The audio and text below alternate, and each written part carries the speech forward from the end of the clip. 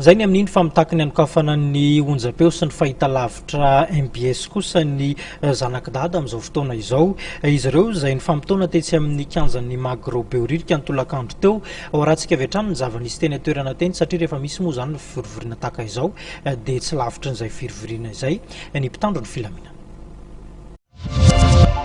Niverina amin'ny kianjan'ny Magro indray ireo zanak'i dada ka ny fanokafana indray ny fahitalavitra sy ny radio MBS no fitakin'izy ireo araky ny fanambarana nataony Manuel nandritra ny fandraisam-pitenenana nataony. Masokafo ny MBS miverina kianja isika, miverina satria tsy ny hainy ny mpitondra na ny haino nga herina jaona roam-pianina zay mitondra fa namany no manahirana azy. Nahitana mpitandro filaminana tsy lavitry ny kianjan'ny Magro.